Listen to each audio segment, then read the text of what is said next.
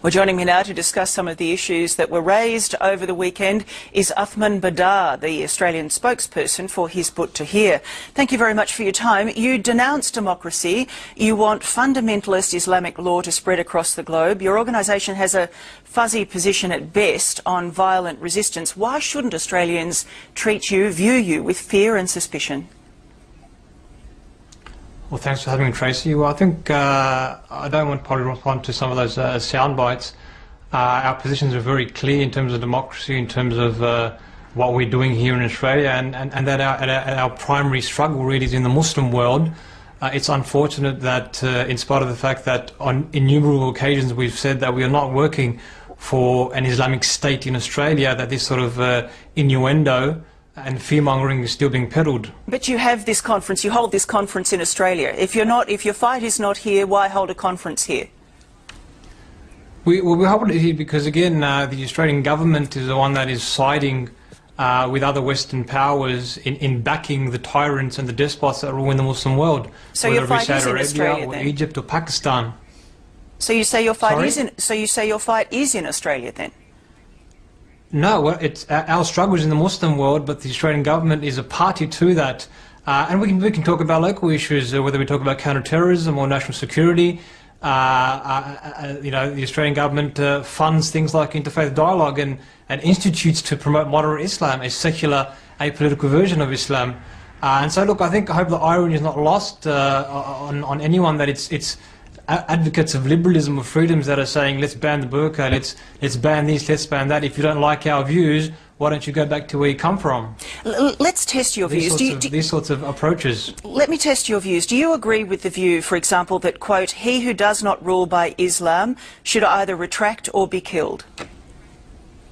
Look, as I said, I'm not going to respond to sound bites. Our approach is very clear. This is a quote. This is a quote. Democracy. But this is a quote, Mr. Badar, that is purportedly in your organisation's literature. It is certainly a quote that has been uttered by some of the extremist clerics who would be front and centre in this Islamic state that you advocate, that he who does not rule by Islam should either retract or be killed. Do you endorse that view?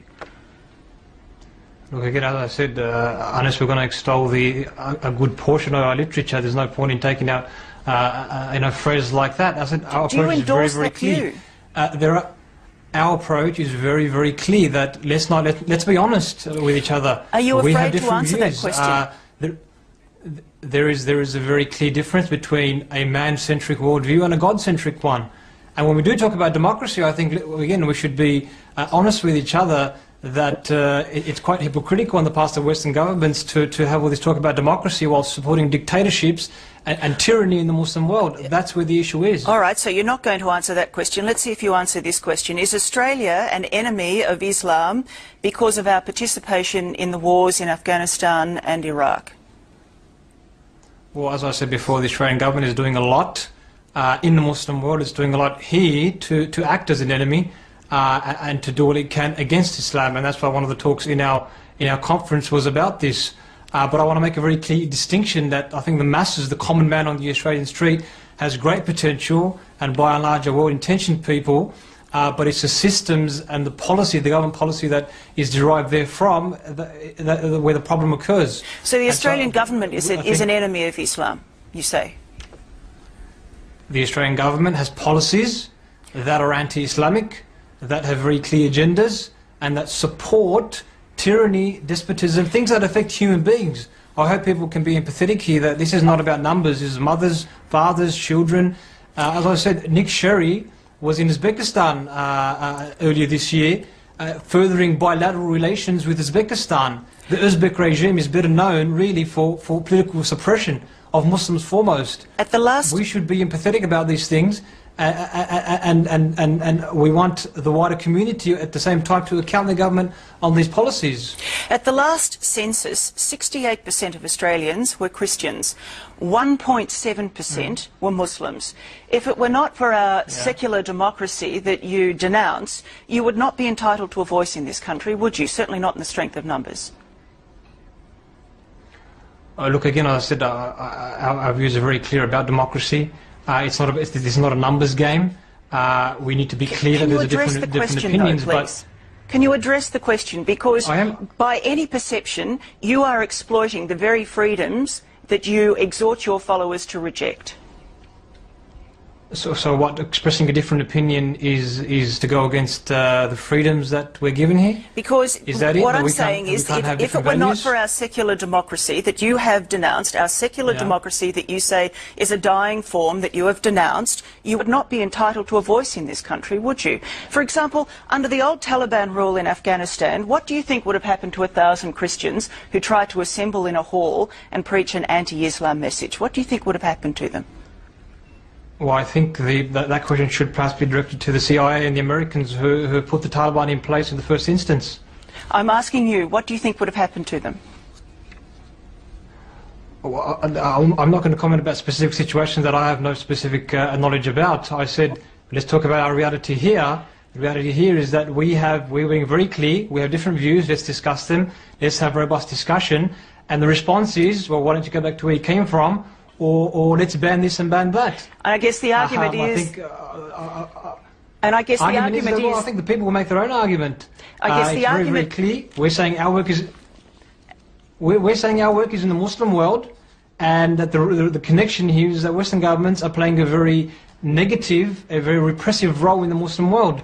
And everyone should be concerned about that. Every single mum and dad and human being. The argument is that you are entitled to have a robust discussion because of the very democracy that you denounce. Well, what's wrong with us holding different views then, Tracy?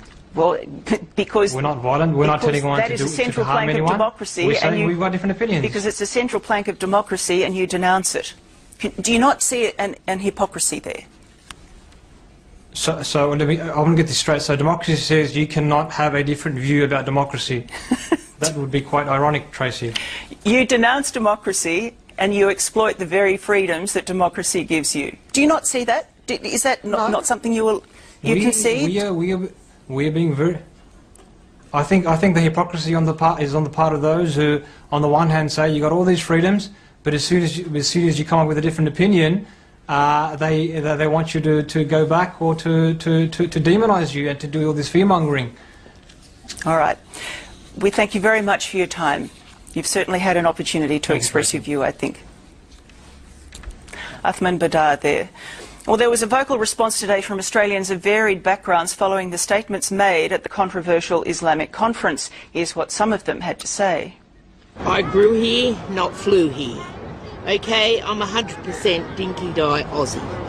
Our way or the highway. Because I guarantee you, if we went over there, we have to live their way, not our way. And so Muslims in the West have to question, do we? It's fine that they come here and enjoy the values that we have here, but I guess if they do come here, they should also be able to accept and embrace our culture and learn to live with our values and our beliefs.